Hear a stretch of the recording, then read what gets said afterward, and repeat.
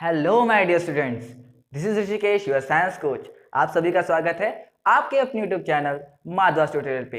इस वीडियो में हम बहुत ही इंटरेस्टिंग टॉपिक सीखने वाले हैं, वो है मोशंस ऑफ द अर्थ। पिछली वीडियो में हमने देखा था our earth and our solar system. Okay, तो अगर उस वीडियो को आपने नहीं देखा होगा तो ऊपर दी हुई लिंक पे जाकर आप देख सकते हैं। इस वीडियो में हम सीखेंगे अर्थ कैसे रोटेट करता है, सनसेट एंड सनराइज कैसे होता है, फेजेस ऑफ द मून।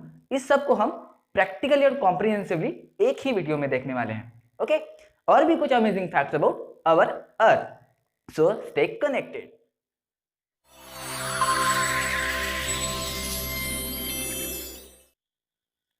तो बच्चों, हम शुरू करते हैं। एक्चुअली अगर हम सबसे पहले देखेंगे, एक्चुअली जो भी ऑब्जेक्ट खुद के अराउंड घूमता है ना, वो एक्चुअली एक इमेजिनरी एक्सिस के अराउंड घूम रहा होता है।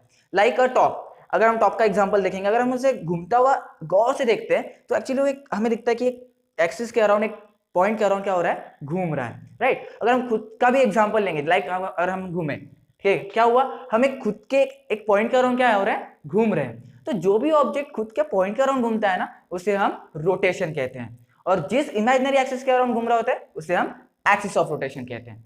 तो बच्चों, आपको ये फिगर दिख रहा होगा, ठीक है। फिगर में ये जो रेड लाइन है इसे हम कहेंगे प्लम लाइन, और ये जो ब्लैक लाइन दिख रही है, एनएस लाइन दिख रही है, ये क्या है, axis of rotation, axis of earth है, सॉरी, एक्सिस ऑफ अर्थ है। तो एक्सिस ऑफ अर्थ क्या होती है, थोड़ी टिल्टेड होती है, थोड़ी इंक्लाइंड होती है। ओके, अब वो जो अर्थ होता है वो इसी एक्सिस के अराउंड क्या हो रहा है, ऐसे ऐसे घूमता है, ऐसे रोटेट करता है। सो जो एनएस है, जो आपको एंड पॉइंट दिख रहा है, ये एक्चुअली एनएस लाइन है, ये एक्चुअली एक अर्थ सेंटर ऑफ द अर्थ होता है। और जो एंड पॉइंट दिख रहा है आपको, ये नॉर्थ पोल होता है हमारा अर्थ का, और जो एस पॉइंट दिख रहा है आपको, ये साउथ पोल होता है। राइट, उसके बाद अगर हम नॉर्थ पोल और साउथ पोल के बीच में एक इमेजिनरी एक्सिस, इस आपको ये ग्रीन कलर की एक्सिस दिख रही होगी, ग्रीन कलर की लाइन दिख रही होगी, अगर हम नॉर्थ पोल और साउथ पोल के बीच में इस ग्रीन कलर के मतलब एक लाइन को खींच देते हैं, कि इमेजिनरी एक्सिस को खींच देते हैं, तो एक्चुअली हमारा जो ग्लोब होता है वो दो पार्ट में डिवाइड हो गया। राइट, तो जो एक्चुअली ये इमेजिनरी एक्सिस है इसे हम इक्वेटर भी कहते हैं। और कौन से दो पार्ट में डिवाइड हो गया, तो जो पहला पार्ट, जो ऊपर का पार्ट दिख रहा है वो नॉर्थर्न हेमिस्फीयर है, और जो नीचे का पार्ट दिख रहा है वो है साउदर्न हेमिस्फीयर।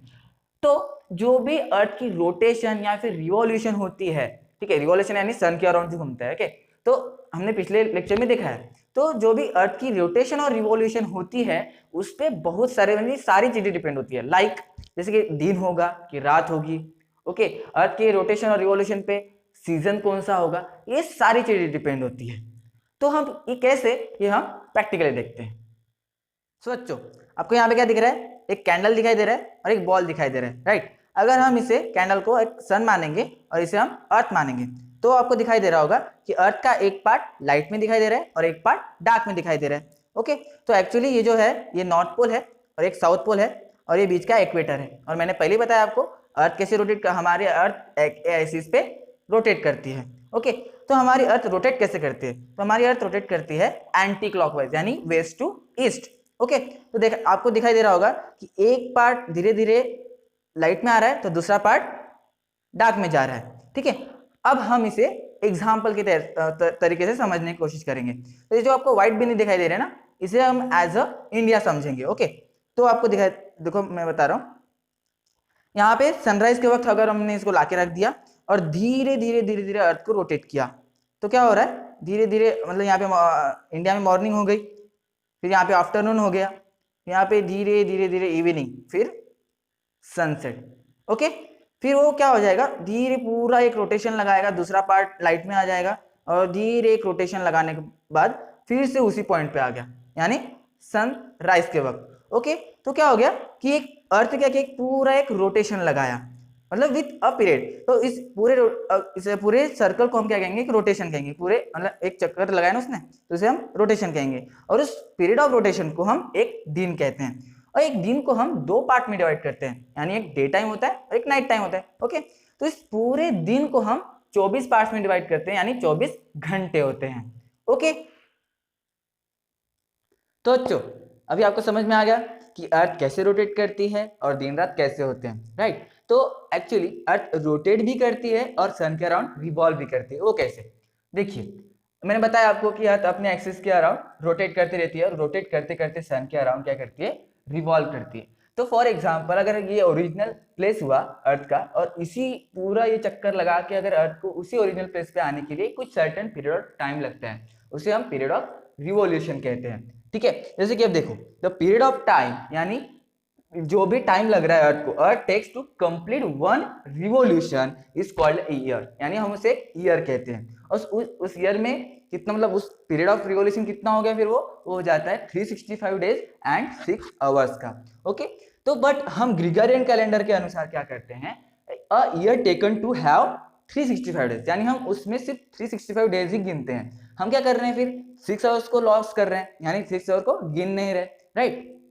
तो देखिए अगर हम हर 4 साल में 6 आवर को छोड़ते हैं तो कितना हो जाएगा, 6 into 24, 6 into 4, 6 hours into 4 years is equal to 24 hours. 24 hours यानी कितना दिन होता है, एक दिन, राइट। तो अगर हम उस लॉस्ट ऑफ वन डे, यानी एक दिन लॉस्ट हो रहा है, उस लॉस्ट ऑफ वन डे को मेकअप करने के लिए हम क्या करते हैं, देखिए according to Gregorian calendar in the month of February हम क्या करते हैं, एक दिन को ऐड कर देते हैं। यानी उसमें क्या होता है, इंस्टेड ऑफ 28 डेज कितने दिन होते हैं, 29 डेज होते हैं। उस दिन, उस साल में आपको एक दिन ज्यादा स्कूल जाना पड़ता है, यानी उस साल में कितने दिन होते हैं, 366 डेज के अलावा, 365 डेज के अलावा 366 डेज होते हैं। ओके, तो उसी साल को हम लीप ईयर कहते हैं, और वो हर 4 साल के बाद आता है। ओके, तो अब हम पढ़ेंगे कि सीजन कैसे होते हैं। ठीक है, इस इंक्लाइन ऑफ अर्थ, आपको बताया था मैंने कि इस प्रकार से जो एनएस लाइन थी ये इंक्लाइंड है, तो इस इंक्लाइंड अर्थ की एक्सिस का हमारे सीजन पे क्या प्रभाव पड़ता है, वो कैसे होता है, ये हम प्रैक्टिकली समझते हैं। और सो बच्चों अभी हम देखेंगे हमारे ईयर में जो भी सीजन्स होते हैं वो कैसे वैरी करते हैं। एक्चुअली जो भी सीजन्स होते हैं ना, वो डिपेंड होते हैं अर्थ के इंक्लाइन एक्सिस पे और अर्थ के रिवॉल्यूशन पे, जो भी अर्थ रिवॉल्व करती है सन के अराउंड, उस पे डिपेंड होते हैं। तो आपने देखा होगा या गौर किया होगा कि जो भी हमारे दिन होते हैं, पूरे साल भर जो हमारे दिन होते हैं, कभी दिन बड़ा होता है तो कभी दिन छोटा होता है, यानी रात बड़ी होती है। ठीक है, ऐसे क्यों वैरी करता है, कभी समर होता है, कभी विंटर होता है, तो ऐसा सीजन कैसे वैरी करते हैं। एक्चुअली देखिए क्या होता है, एक्चुअली देखिए तो जो सन होता है ना, जैसे आपको ये दिख रहा है इंक्लाइन एक्सिस, एक्चुअली आपको पता है कि अर्थ खुद के एक्सिस पे रोटेट भी करती है और रिवॉल्व भी करती है। तो यहाँ पे क्या हो रहा है कि सन जब इस यहाँ पे आता है, ठीक है, तो क्या हो रहा है कि अर्थ की जो भी रेज होती हैं वो ज्यादातर नॉर्दर्न हेमिस्फीयर पे पड़ती हैं। तो उस पीरियड में क्या होता है, बिटवीन द 22 मार्च टू 23 सितंबर के पीरियड में वो वहां पे नॉर्दर्न हेमिस्फीयर पे डेज लॉन्गर हो जाती हैं। यहाँ पे मतलब वहां पे क्या हो जाएगा, ज्यादा वार्मर हो जाएगा, यानी वहां पे उस टाइम पे क्या, उस पीरियड में क्या हो जाता है, वहां पे समर होता है। और एट द सेम टाइम क्या होता है वहां पे, at the same time in a southern hemisphere, अब देखो यहाँ पे कम रेस पड़ रही है, यानी वहां पे जो साउदर्न हेमिस्फीयर में क्या हो जाएगा, नाइट लॉन्गर हो जाएंगी, डे शॉर्टर हो जाएंगे। ठीक है, इसीलिए फिर क्या क्या हो जाएगा वहां पे, विंटर, वहां पे क्या रहेगा, फिर उसी एट द सेम टाइम वहां पे विंटर रहेगा। बट इसके पूरा अपोजिट, मतलब इस पोजीशन पे, हमने इस पोजीशन के बारे में देखा, इस पोजीशन पे क्या होता है, तो सन की जो रेज है वो ज्यादातर साउदर्न हेमिस्फीयर पे पड़ते हैं। ठीक है, साउदर्न हेमिस्फीयर पे पड़ने के कारण क्या होता है कि यहाँ पे क्या हो रहा है, जो भी रेज है, तो इसकी वजह से साउदर्न हेमिस्फीयर पे एट इन पीरियड ऑफ 23 सितंबर टू 22 मार्च डेज लॉन्गर रहते हैं, डेज लॉन्गर रहते हैं, यानी ज्यादा वार्मर, और ज्यादा वार्मर यानी वहां पे समर रहेगा। और at the same time in northern hemisphere night longer रहती हैं, डे शॉर्टर रहती हैं, यानी वहां पे क्या हो जाएगा, विंटर हो जाएगा। अब इसे हम प्रैक्टिकली करके देखते हैं। ओके, चलिए। सो देखिए बच्चों, हमने अभी देखा कि किस प्रकार से हम देखा कि सीजन किस प्रकार से वैरी करते हैं, मतलब अर्थ की जो इंक्लाइन एक्सिस होती है और जो भी अर्थ रिवॉल्व करता है उसको कैसे अफेक्ट करता है हमारे सीजन्स पे। तो अब हम इसे प्रैक्टिकली समझने की कोशिश करते हैं। ठीक है, देखिए अब यहाँ पे क्या है, एक आपको कैंडल दिख रही होगी, यहाँ पे एक मेरे हाथ में बॉल है। ठीक है, कैंडल को अगर हम सपोज सन मानेंगे और इस बॉल को हम अर्थ मानेंगे, तो अर्थ का यहाँ पे आपको दिख रहा होगा, यहाँ पे नॉर्दर्न हेमिस्फीयर मतलब नॉर्थ पोल मैंने बनाया है, और यहाँ पे आपको दिख रहा होगा एक साउदर्न हेमिस्फीयर मतलब साउथ पोल। ठीक है, तो ये बीच का आपको इक्वेटर दिख रहा है। तो अब देखिए हम कैसे समझते हैं। ठीक है, फॉर एग्जाम्पल अगर यहाँ पे होता है, अगर अर्थ इस पोजीशन पे रहेगा तो कैसे दिखेगा, आपको दिख रहा होगा कि जो सनरेज है, सनरेज कहाँ पे पड़ रही है, डायरेक्टली नॉर्दर्न हेमिस्फीयर पे ज्यादा पड़ रही है देन दी साउदर्न हेमिस्फीयर। ओके, तो यहाँ पे क्या होगा, यहाँ पे क्या होता है कि फिर अगर यहाँ पे अगर साउदर्न हेमिस्फीयर पे कम लाइट पड़े तो यहाँ पे क्या होगा कि नॉर्दर्न हेमिस्फीयर ज़्यादा वार्मर रहेगा, यानी क्या होता है यहाँ पे नॉर्दर्न हेमिस्फीयर पे डे लॉन्गर रहते हैं, नाइट शॉर्टर रहती है, और at the same time southern hemisphere पे डेज क्या रहते हैं, शॉर्टर रहते हैं और नाइट लॉन्गर रहती है। तो नॉर्दर्न हेमिस्फीयर पे ज्यादा वार्मर होने के कारण यहाँ पे समर सीजन रहेगा और साउथर्न हेमिस्फीयर पे विंटर सीजन। ओके, तो धीरे धीरे अब इसी तरह से सन क्या करता है, रोटेट भी सॉरी अर्थ क्या करता है, रोटेट भी करता है और रिवॉल्व भी करता है अराउंड द सन। तो धीरे धीरे रिवॉल्व करते करते करते करते करते करते वो इस सीजन इस पॉइंट पे पहुंच गया। तो यहाँ पे क्या दिख रहा है आपको कि इस पॉइंट पे बिल्कुल अर्थ का आधा हिस्सा इल्यूमिनेटेड दिख रहा है, बिल्कुल आधा हिस्सा, और आधा हिस्सा आपको डार्क में दिख रहा है। तो यहाँ पे क्या होता है कि यहाँ पे डेज भी सेम होती हैं और नाइट भी सेम होती है। ठीक है, यहाँ पे बिल्कुल सेम टाइम पे डेज होता है और सेम टाइम में नाइट होती है। ठीक है, यहाँ पे कोई वैरी नहीं करता। धीरे धीरे धीरे धीरे धीरे धीरे फिर रिवॉल्व करते करते करते करते करते वो इस पोजीशन पे पहुंच जाता है। ठीक है, फॉर एग्जांपल इस पोजीशन पे पहुंच जाता है तो आपको दिख रहा होगा जो नॉर्दर्न हेमिस्फीयर आपको दिख रहा होगा वो थोड़ा डार्क में दिख रहा है और साउदर्न हेमिस्फीयर पे ज्यादा लाइट पड़ रही है। तो यहाँ पे क्या होता है, अर्थ के इंक्लाइंड एक्सिस के कारण साउदर्न हेमिस्फीयर पे ज्यादा लाइट पड़ती है, तो यहाँ पे वार्मर हो जाता है। ठीक है, और नॉर्थर्न हेमिस्फीयर पे मतलब क्या होता है, साउदर्न हेमिस्फीयर पे ज्यादा डेज लॉन्गर हो जाती हैं और नाइट शॉर्टर हो जाती है, और नॉर्दर्न हेमिस्फीयर पे डेज शॉर्टर हो जाते हैं और नाइट लॉन्गर हो जाते हैं। इसी वजह से साउदर्न हेमिस्फीयर पे इस पॉइंट पे साउदर्न हेमिस्फीयर पे समर होता है और इस पॉइंट पे विंटर होता है। ठीक है, नॉर्दर्न हेमिस्फीयर पे इस पॉइंट पे विंटर होता है। ठीक है, तो धीरे धीरे ये मूव होते गया, फिर रिवॉल्व हो रहा है, रिवॉल्व हो रहा है, रिवॉल्व हो रहा है और इस पॉइंट पे पहुंच गया। इस पॉइंट पे पहुंचने के कारण आपको दिख रहा होगा कि आधा हिस्सा, बिल्कुल आधा हिस्सा क्या हो रहा है, बिल्कुल इल्यूमिनेटेड है और आधा हिस्सा डार्क है, यानी फिर से यही वाली पोजीशन सेम सेम पोजीशन हो जाएगी। मतलब यहाँ पे भी क्या हो जाएगा, डेज सेम होंगे और नाइट भी सेम होंगे। ठीक है, यहाँ पे कोई वैरी नहीं करेगा। फिर धीरे धीरे फिर से मूव करते करते करते अर्थ मूव करते करते रोटेट करते करते रिवॉल्व करते करते यहाँ पे आ गया। ठीक है, यहाँ पे आने के बाद फिर से आपको दिख रहा होगा सेम पोजीशन, नॉर्थ पे ज्यादा लाइट पड़ रही है और साउथ पे कम पड़ रही है। यहाँ फिर से समर आ जाता है और फिर से साउथर्न हेमिस्फीयर पे विंटर हो जाता है। ठीक है, तो ये हमने प्रैक्टिकली समझने की कोशिश की। अब हम देखते हैं सामने का पार्ट। ओके, तो बच्चों मजा आया आपको, हमने प्रैक्टिकली देखा कि किस प्रकार से हमारे सीजन्स वैरी करते हैं। ओके, तो हम एक बार रिकैप ले लेते हैं। क्या क्या हुआ यहाँ पे, देखो इस पोजीशन पे नॉर्दर्न हेमिस्फीयर में क्या रहेगा, डेज लॉन्गर रहेंगी और नाइट शॉर्टर रहेगा, यानी इस टाइम पे यहाँ पे समर रहना चाहिए। ओके, बट यहाँ पे नॉर्दर्न हेमिस्फीयर में डेज शॉर्टर रहेंगी और नाइट लॉन्गर रहेंगी, यानी विंटर रहेगा। But at a same position southern hemisphere पे यहाँ पे समर रहेगा, यानी डेज लॉन्गर नाइट शॉर्टर, और यहाँ पे साउदर्न हेमिस्फीयर में विंटर रहेगा, यानी days shorter night longer. Okay, but इस पोजीशन पे और इस पोजीशन पे डेज और नाइट सिमिलर रहेंगे, यानी मतलब आपको सिमिलर दिखेंगी। बट अब हमारे इंडिया क्या होता है, हमारे इंडिया में 3 मेन सीजन्स होते हैं। कौन कौन सी, तो summer season, the rainy season and winter season. Okay, but हम क्या करते हैं, हमारे ईयर को हम 6 सीजन में डिवाइड करते हैं। कौन कौन सी, वसंत, ग्रीष्मा, वर्षा, शरद, हेमंत एंड शिशिर। ठीक है, इस 6 सीजन के साइकिल को हम ऋतु चक्र कहते हैं, और इसी सीजन से रिलेटेड जो भी हमारे फेस्टिवल्स होते हैं, सॉन्ग्स होते हैं, गेम्स होते हैं, ये कनेक्टेड होते हैं। ठीक है, तो अब हम देखेंगे फेजेस ऑफ द मून। सो बच्चों अब हम देखेंगे फेजेस ऑफ द मून।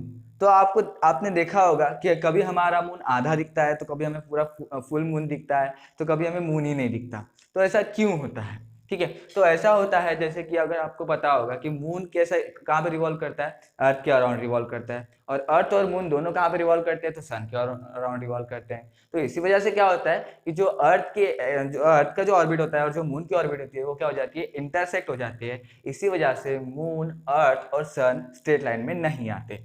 ठीक है, तो क्या होता है इसी वजह से, मतलब आपको देखा होगा कि क्या होता है कि अर्थ और मून, यानी देखिए फॉर एग्जांपल ये अर्थ है और ये मून है, तो मून का सिर्फ एक सामने जो सामने वाला पार्ट होता है, सामने वाला जो पार्ट होता है वही हमें अर्थ पे से दिखता है। ठीक है, तो धीरे धीरे देखो इस प्रकार इस तरीके से मून क्या होता है, अर्थ के अराउंड रिवॉल्व होता है। तो इसीलिए अर्थ पर से हमें सिर्फ मून का हाफ पार्ट दिखता है। ठीक है, तो इसीलिए कभी कभी हमें मतलब न्यू मून से लेकर तो फुल मून तक, यानी अमावस्या से लेकर पूर्णिमा तक धीरे धीरे चांद बढ़ता हुआ दिखाई देता है, हमें बड़ा होता हुआ दिखाई देता है। यानी चांद बढ़ रहा है क्या?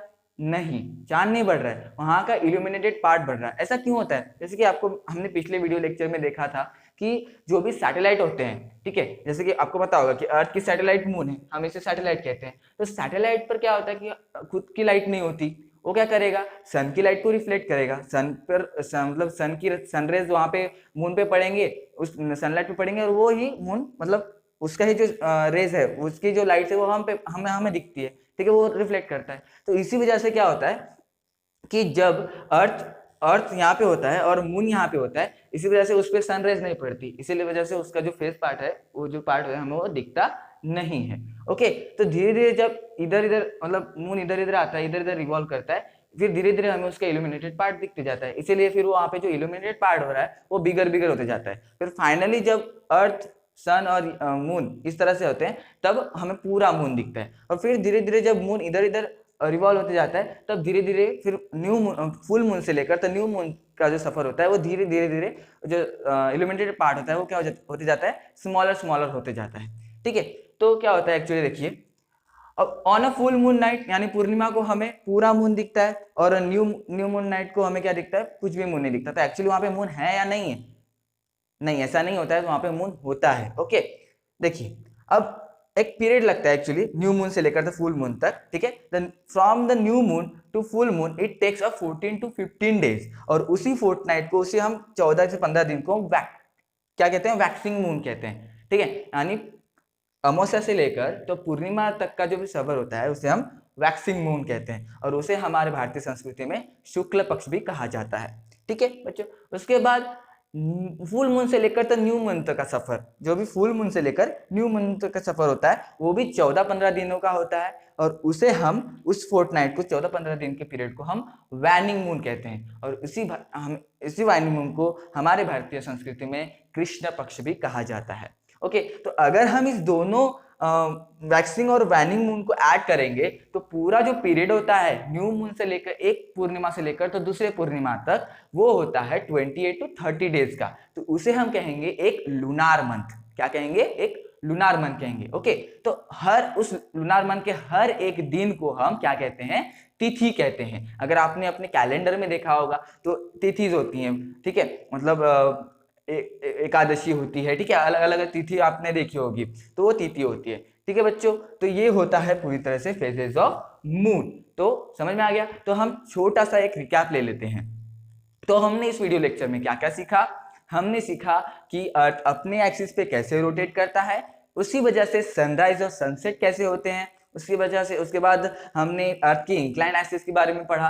अर्थ के इंक्लाइन एक्सिस से और रिवॉल्यूशन से सीजन पे कौन से कैसे कैसे अफेक्ट होते हैं और किस प्रकार से सीजन चेंज होता है, ये हमने पढ़ा। ठीक है, इसके बाद हम देख रहे हैं कि फेजेस ऑफ द मून कैसे कैसे हमने देखा, ठीक है, कैसे कैसे होते हैं, कैसे न्यू मून होता है, कैसे फुल मून होता है, ये सब हमने इस वीडियो लेक्चर में पढ़ा। आई होप आप सबको समझ में आया होगा। तो इस वीडियो से रिगार्डिंग आपको कोई भी क्वेश्चंस होंगे तो प्लीज कमेंट कीजिए, इस वीडियो को लाइक कीजिए, अपने दोस्तों के साथ शेयर कीजिए, और इस चैनल को सब्सक्राइब कर दीजिए, और प्रेस दी बेल आइकॉन, ताकि आपको सारे नोटिफिकेशंस मिले। ओके, तो बच्चों मैं मिलता हूं आपको किसी नए वीडियो में किसी नए टॉपिक के साथ। तब तक के लिए कीप लर्निंग, कीप गोइंग।